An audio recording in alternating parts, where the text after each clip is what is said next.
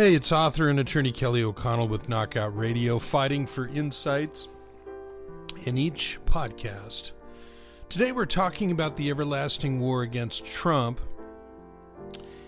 But first I have some news, weird stories, and a home-written joke, which you are not allowed to steal, but I'll tell it to you anyway. Okay, so anyway, my story today for the weird news is about a gentleman by the name of I should say a Vatican advisor. His name Tony Anatrella, 80-year-old French psychotherapist, a Catholic priest, and a former Vatican advisor. Excuse me. He's been plagued by accusations for 20 years of having sexual stuff going on, hijinks. The date, July 2nd, 2021, from pinknews.co.uk. Ex-Vatican advisor faces trial after claiming he could cure gay men by having sex with them. Not sure exactly how that would work, but former Vatican advisor who had campaigned against same-sex marriage and gay priests is facing trial over claims he told gay men he could cure them with sex. And the Paris Archdiocese, where he is located, says he'll face court. No details yet, but there's a series of men who have stated that he could cure them. These people came to him, one in 1987, and the priest said he could cure him of his pseudo-homosexuality by having sex with him. And he was turned in, he was reported, but nothing happened. And a number of accusations came out. And then in 2017, Archbishop of Paris, Michael Petit, said that he was launching an investigation. And so he was actually a guy who was used by the Vatican to deny homosexual men a chance to be priests. And he wrote that candidates who present deep-seated homosexual tendencies, that is an exclusive attraction with regard to persons of the same sex, independently of whether or not they've had erotic experiences of the kind, may not be admitted to seminaries and to sacred orders. And he said that gay men had a host of problems, exaggerated affective choices, a narcissistic position in front of a community that disturbs even to the point of dividing it, relations with authority based on seduction and rejection, a limited vision of truth, and relational and intellectual confusion. And he said that the children who were raised by these men and women would be violent. He also said that they would develop civilized delirious behavior, and claimed 40% of children born to gay couples would become gay themselves, which probably sounds crazy, but I had been doing research on my own, and the numbers are pretty high of kids raised by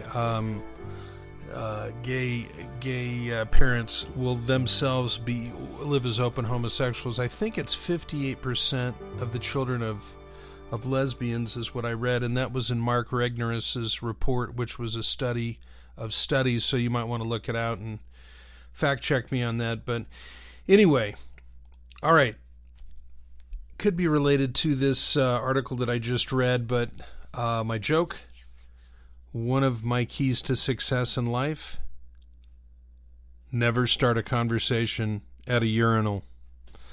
All right, don't steal that joke now. All right, so this podcast today: disaster artists, Dems must stop hunting Trump while blindly avoiding Biden's reign of destruction.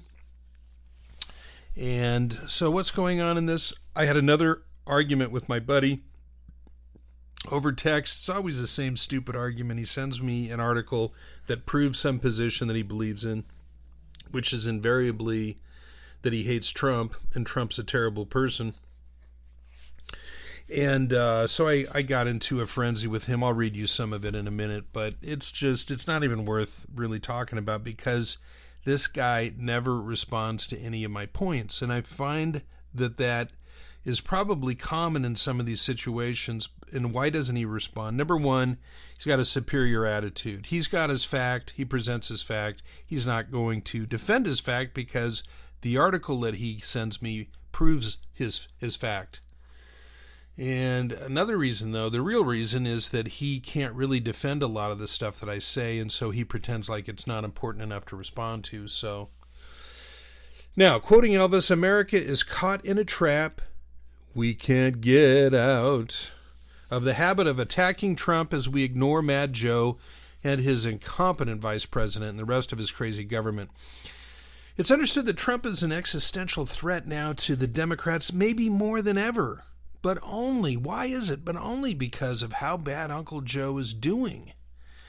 And there's no area of policy or performance that is not worse off under Joe Biden. And it was supposed to be so much better.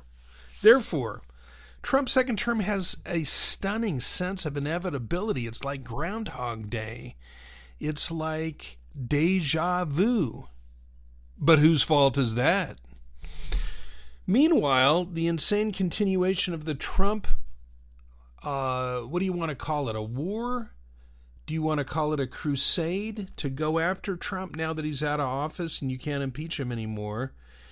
You go after him, you sue his companies, and now they've got his head of his Trump organization, and they've got charges against him. And what did he do? He got gifts and didn't claim them on taxes. And I'm not kidding. It probably doesn't sound very bad. I can't imagine anybody else in this kind of a situation would be charged with this. But they're hoping if they flip him, that then they're going to get somebody who will fight against Trump. But it hasn't happened yet. Even when they got Michael Cohen to switch sides, Cohen has been a disaster. So it feels like, you know what it really feels like if you've done any reading in high school or college? It feels like that story, the story by Shirley Jackson called The Lottery, where the whole town gets together and they get numbers and write them on sheets of paper, stick them in the box, or put their name on, whatever it is, and then somebody comes up and draws the paper out, and it's got some lady's name on it. And I can't remember her name, although I've got the story opened up right here. Although I think I closed it anyway. Oh, there it is. Hold on a second here. What was her name? Well, it's 6 pages long, so I'm not going to bore you with that. But the lady gets her name chosen, and then she starts to make excuses and kind of scrambling around. You have no idea. This is one of maybe the most shocking story that you've ever read in terms of surprises. Because what happens is these people end up picking up rocks and they stone this lady. The lottery is about every year, and they do this. It's kind of, it's a pagan thing. You have to have human sacrifice. You have to have blood. In the history of mankind, there has always been human sacrifice and blood. They found it in basically every ancient culture, and if it's not human blood, then it's animal blood. Expiation, payment for sins. And so it seems like the Democrats feel the need to spill the orange man bad's blood to return Earth to its rightful orbit and the universe to its correct posture. Doesn't it feel that way? Like you have to track Trump down and all of the people who are after him. It's so tribal. They hate his guts. And my buddy hates his guts. And so I'm going to read you a little bit of what took place. He sends me something about DeSantis feuding with Trump, and DeSantis has been on good terms with Trump, but Trump is having a one of these things that he throws, these giant Trump meetings, or not meetings, but they're out in the football stadium and stuff. Trump rally. So he sends me this. Yep, you've never answered the question as to why Trump is uniquely evil and worthy of full-time ruination, as if he could even hope to be worse than Biden is right now. It's a leftist hobby that isn't defensible. Your hatred of Trump made your party a fool. And the fact you've spent so much time ostentatiously hating Trump while ignoring things like Biden pouring millions of illegals into the country is bizarre. It also informs me you really don't give a turd symbol, a triangle, a brown triangle with a smile on his face, about the USA. Therefore, your opinion is irrelevant. Your political opinions are always so one-sided they're not even interesting. And then he says, this is how this guy debates. He doesn't really understand how to debate, although he's a smart guy, but wise Trump people, have you not paid attention to everything he has said and done over the last 5 years? WTF. So he never really engages. It's all, it's all like that. And then I say, you theoretically hate Trump as a reflection of your love of America, correct? And here's where I'm getting with this article. But that can't be true, because if you loved USA, you'd fight against whomever harmed us, but you don't even pay attention to anyone damaging us if they have a D after their name. If they're a Democrat, you're a hypocrite. Worse, you're an absolutely predictable bore who brings nothing new to the table. Most alarming, I've repeatedly pointed out your fallacies and mistakes of logic, and you totally ignore my points. Hating Trump has only harmed your mind and mental stability, but maybe you can't be... hold on. I got so frustrated with your fallacies, I actually sent you a book on the subject, and you pretended that it got lost in the mail. You're hopeless. I really did send this guy a book on fallacies, by the way, and he pretended it never got there, because he used them all the time. Bringing up one point and refusing to acknowledge any other issues. Why? Does that mean you got no game? A one-trick pony? What a bore. In a civil suit, if you don't answer a claim, you lose that issue. What makes you think a debate is any different? I dedicated an article and a podcast to you, and you treat them as so much under-the-table gum. You don't give a flying turd about America. Trump is your only interest. You've degenerated since we last hung out. It's shocking. My theory and observation is that once someone loses their logical mind and equipoise, they never recover that ability. Degeneration. So that's what kind of led to this again. And I hate to say it. Another podcast, another article dedicated to this guy who's really plucking my last nerve. But think about it. You say that you care about America, but the only thing that you care about America is Trump. He's not even in office. And your guy is failing. Here's another thing. I mentioned this before. Failing upwards. They've got this idea. They open the border and they flood America with illegals, and then all the illegals vote Democrat because all the illegals know that Biden let them in. So then you don't have a two-party system anymore. And it doesn't matter. It's destroying democracy. And, you're giving money to Iran, who's sending it to blow up our ally in Israel. I mean, you're shutting down the oil industry, and now in doing that, you're not really saving the globe from anything, because you're still burning the same amount of oil. You just have to get it from Russia now, and they have much worse rules for environmentalism in Russia and China. So just stop with we have to attack Trump. Trump had the guts and the vision to take on the job, and how he gets paid back is to be ritualistically sacrificed. I'm telling you, it's pagan. So this article is going up in Canada Free Press tomorrow, but the very opposite of this mindless bloodlust for Trump is what's currently needed. It's Biden who's completely out of his mind. He fails cognitive tests every day. You can tell he can barely understand where he's supposed to be sitting, or he reads and he shouts and he whispers, and it's just makes weird and inscrutable comments. I just saw him go up to somebody the other day and shake their hand. Some girl, some black girl, he shook her hand and then tried to put his forehead on her face.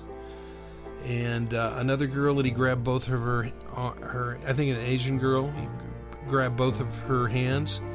He's just old, pervin guy, So we're blowing up the border, shutting down petroleum, hobbling our enemies. I already mentioned this, but it's a page out of Taleb's Intellectual Yet Idiots. the elites, they come out of the Ivy League. They don't have any common sense. They don't have the common touch. It's spectacular failure after spectacular failure. An example of COVID. We should have never done shutdowns, and we lost $1 trillion, over $1 trillion a month for that. So we're attacking our own institutions and trying to shut them down. Anything that doesn't support the Democratic Party, including the Army, the military. The Democrats are upset that the Supreme Court is right now tilting towards the conservative side. They wanted to pack the court. They want to destroy anything that they can't control. So you've got this going on, and then you've got this chase, this hunt for Trump at the same time. And if we go down, global liberty goes down, because we're the number one supporter of it. It came from here. Everybody here feels our culture sliding into lawless chaos, where all things are possible because now only power speaks for truth. Think about this. You can no longer be assured of going to court and being heard and being ruled on by the law. More and more judges and attorneys and court systems are listening to arguments that are woke. It's very scary. All right. Now, we've lost the thread in America, any connection to God. And G.K. Chesterton said, actually he didn't say this, funny enough, but he said things that led people to kind of sum this up about him. If you look at my article, I've got the quotes in there. When men stop believing in God, they don't believe in nothing, they believe in anything. And while believing in their own goodness, progressive Americans now think that they're worshiping the spiritus mundi by attacking figures like Trump. Now, what's the spiritus mundi? It comes out of a story, a poem by William Butler Yeats. Turning and turning in the widening gyre, the falcon cannot hear the falconer, things fall apart, the center cannot hold. Mere anarchy is loosed upon the world, the blood-dimmed tide is loosed, and everywhere the ceremony of innocence is drowned. The best lack all conviction, while the worst are full of passionate intensity. Surely some revelation is at hand. Surely the second coming is at hand. The second coming. Hardly are those words out when a vast image out of spiritus mundi troubles my sight. Somewhere in sands of the desert, a shape with lion body and the head of a man, and a gaze as blank and pitiless as the sun, is moving its slow thighs, while all about it reel shadows of the indignant desert birds. The darkness drops again, but now I know that 20 centuries of stony sleep were vexed to nightmare by a rocking cradle, and what rough beast, its hour come round at last, slouches towards Bethlehem to be born. Wow, that's a poem. So Spiritus Mundi in this poem stands for this world spirit that all people are supposed to be connected to. That's what Yeats believed. And this whole poem, which is the most famous by Yeats, it's so redolent, it's so rich in symbolism, and I'll tear it down. I'll do some analysis for you very quickly. The second coming refers generally to Christ, as you know, but the turning, the widening gyre, you can think of a hurricane or tornado going around in circles. That stands for Hegel's idea that history keeps circling, and that in this poem there is this cycle that's going on, and things are degenerating, but we've got another Messiah that's coming, and he believed that every few thousand years there would be another Messiah. It would be a Jesus or a Moses or a Buddha, would come along. And here's the craziest thing. Yates believed his own son was going to be the next Messiah, the next spiritual leader. Crazy, huh? All right, so what we're dealing with then is this movement, this anti-religious movement in America, and what they're doing is getting rid of religion and embracing humanism, which is the basis of Marxism and communism. But don't forget that these leaders, these past leaders, the Hitler, Lenin, Mao, these big leaders of humanistic states had killed a lot of people, maybe 200 million people last century. And don't forget, Stalin, with his paranoid side-glancing rat eyes, worshipped arbitrary executions, and somehow in the humanist spirit, there's no belief in the soul, right? But they believe in evolution. They believe in the upgrading of humanity. Somehow this all fits together in this Darwinian pursuit of evolution. So, what is really going on here is a lawlessness that's coming along. You see it all around us. The murders are up across the United States. The shootings, the robbery, the rapes, the assaults are up. Now, this is happening as leftists put their vision of life on as an imprint. So we're getting far left DAs who refuse to prosecute crimes. They insist on letting hardened criminals out of jail.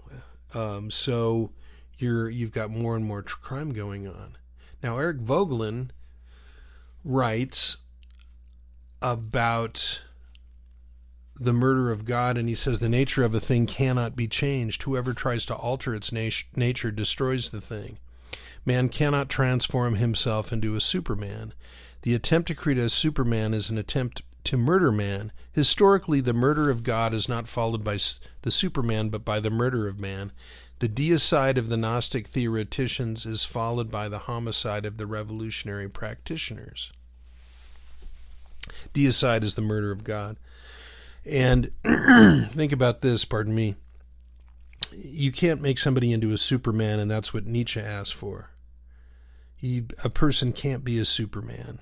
He can be a man, or a woman can be a woman.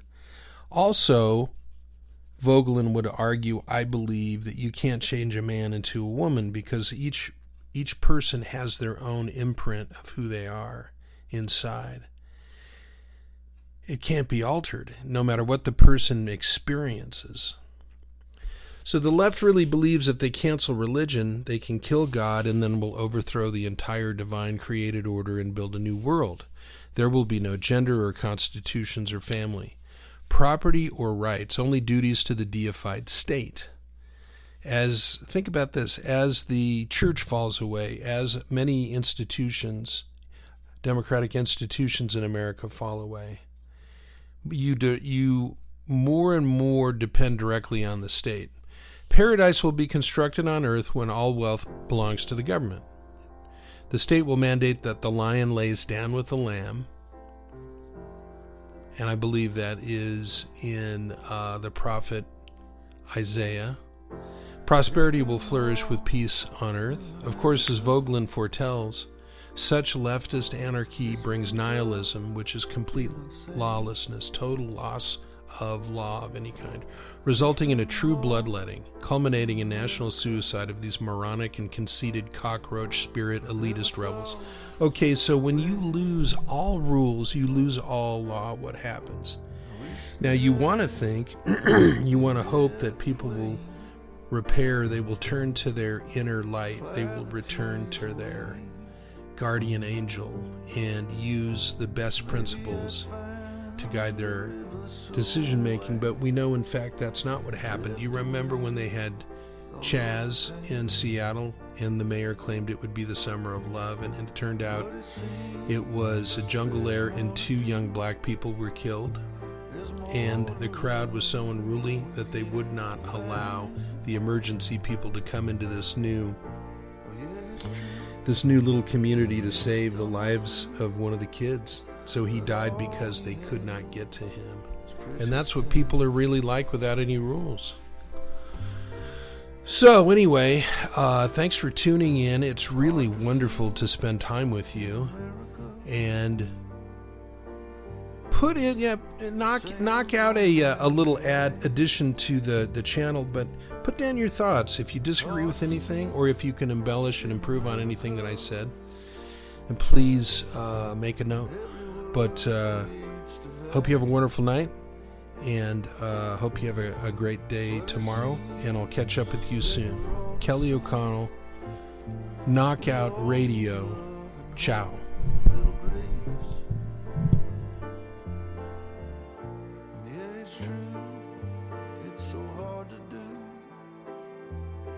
Find it all right here in this place.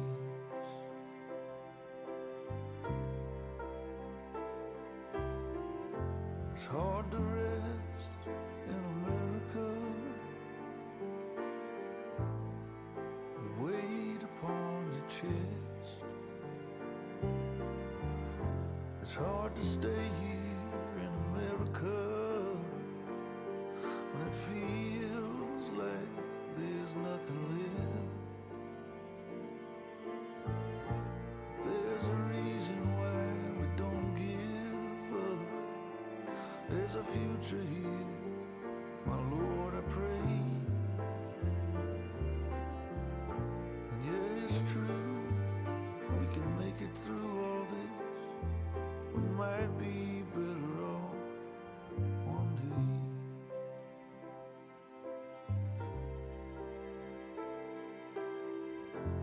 Find the light in America,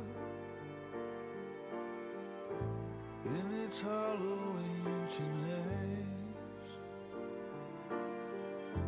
Try to smile in America, 'cause it matters every time.